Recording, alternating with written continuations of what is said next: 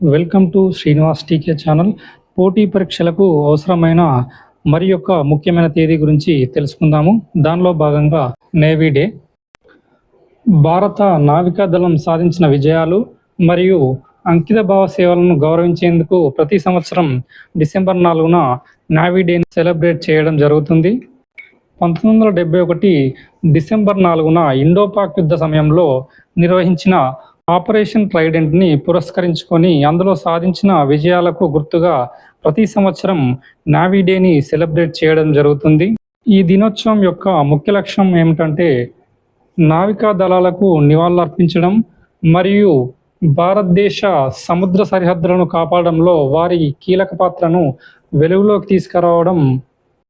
భారత నౌకాదళం యొక్క నినాదం గనుక చూస్తే సమ్నో వరుణః.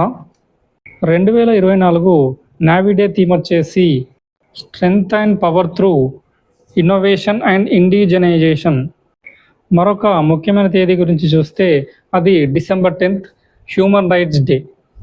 1948 డిసెంబర్ 10న ఐక్యరాజ్య సమితి మానవ హక్కుల సార్వత్రిక తీర్మానాన్ని ఆమోదిస్తుంది. దీని జ్ఞాపకార్థం 1950లో మానవ హక్కుల దినోత్సవాన్ని స్థాపించారు. దీని యొక్క హెడ్ క్వార్టర్స్ వచ్చేసి స్విట్జర్లాండ్లోని జెనీవాలో కలదు. 2024 హ్యూమన్ రైట్స్ డే థీమ్ వచ్చేసి hour rights our future right now. ఇదే క్రమంలో మనం మానవ హక్కులు మరియు భారతదేశం అనే టాపిక్ చూస్తే భారత రాజ్యాంగం 3వ భాగమైన ప్రాథమిక హక్కులు మరియు 4వ భాగంలో గల ఆదేశ సూత్రాలు మానవ హక్కులను ప్రతిబింబిస్తాయి.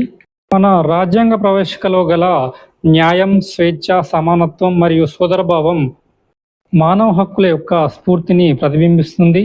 1993లో మానవ హక్కుల పరిరక్షణ చట్టం కింద జాతీయ మానవ హక్కుల కమిషన్ని స్థాపించడం జరిగింది.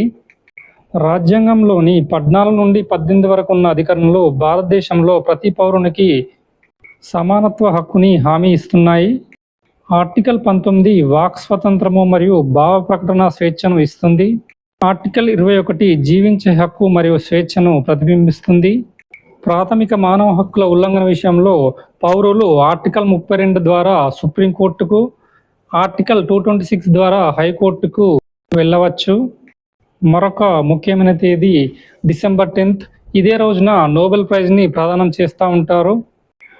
డైనమైట్ సృష్టికర్త అయిన ఆల్ఫ్రెడ్ నోబెల్ గారు 1830లో జన్మించి 1896 డిసెంబర్ 10న ఇటలీలో మరణించారు. ఆల్ఫ్రెడ్ నోబెల్ గారి వర్ధంతిని పురస్కరించి ప్రతి సంవత్సరం డిసెంబర్ 10న నోబెల్ బహుమతులను ప్రదానం చేస్తారు.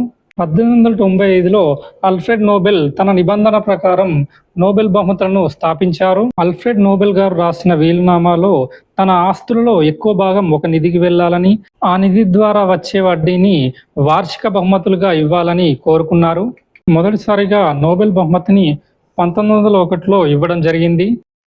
అప్పటి నుండి ప్రతి సంవత్సరం భౌతిక శాస్త్రం, రసాయన శాస్త్రం, వైద్య శాస్త్రం, సాహిత్యం మరియు శాంతి రంగంలో అందించడం జరుగుతుంది.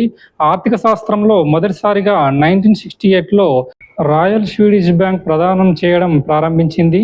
ప్రతి అవార్డుకు గరిష్టంగా 3 గ్రహీతలను ఎంపిక చేయవచ్చు. శాంతి బహుమతిని మినహాయించి మిగిలిన బహుమతులను ఖచ్చితంగా పర్సన్స్కే ఇవ్వాలి. ప్రతి సంవత్సరం అక్టోబర్ మొదటి 2 వారాల్లో విజేతలను ప్రకటిస్తారు. ఈ అవార్డు ప్రదానోత్సవాలు డిసెంబర్ 10న జరుగుతాయి. నోబెల్ బహుమతి ప్రదానోత్సవం స్వీడన్లోని స్టాక్హోమ్ కన్సర్ట్ హాల్లో జరుగుతుంది. నోబెల్ శాంతి బహుమతి ప్రదానోత్సవం మాత్రం ఓస్లోలో జరుగుతుంది. 2024 నోబెల్ బహుమతి వివరాల గురించి చూస్తే భౌతిక శాస్త్రంలో హఫీల్డ్ మరియు జియోఫ్రీ హింటన్ వీరు కృత్రిమ నాడీ నెట్వర్క్లతో యంత్రాన్ని ప్రారంభించే ప్రాథమిక ఆవిష్కరణలకు గాను వీళ్లకు ఈ బహుమతి లభించింది.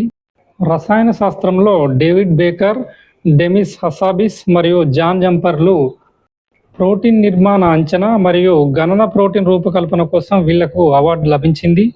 మెడిసిన్లో విక్టర్ ఆంబ్రోస్ మరియు గ్యారీ రూపున్లు మైక్రో ఆర్ఎన్ఏ ఆవిష్కరణ మరియు పోస్ట్ ట్రాన్స్క్రిప్షనల్ జన్యు నియంత్రణలో చేసిన ఆవిష్కరణలకు గాను నోబెల్ బహుమతి లభించింది. సాహిత్యంలో చారిత్రక గాయాలను ఎదుర్కొనే మరియు మానవ జీవిత దుర్బలత్వాన్ని బహిర్గతం చేసే ఆమె తీవ్రమైన కవితా గద్యానికి హాన్కాంగ్ గారికి నోబెల్ సాహిత్య బహుమతి లభించింది. నోబెల్ శాంతి బహుమతి నిహాన్ హిందోకియా గారికి లభించింది. అణ్వాయుధాలు లేని ప్రపంచాన్ని సాధించడానికి ఈయన చేసిన కృషికి గాను ఈ అవార్డు లభించడం జరిగింది. ఆర్థిక శాస్త్రంలో డారన్ అసమోగ్లు, సైమన్ జాన్సన్ మరియు జేమ్స్ ఏ రాబిన్సన్లకు నోబెల్ బహుమతి లభించింది. సంస్థలు ఎలా ఏర్పడతాయి మరియు శ్రేయస్సును ఎలా ప్రభావితం చేస్తాయి అనే అధ్యయనాలకు గాను వీళ్లకు నోబెల్ బహుమతి లభించడం జరిగింది.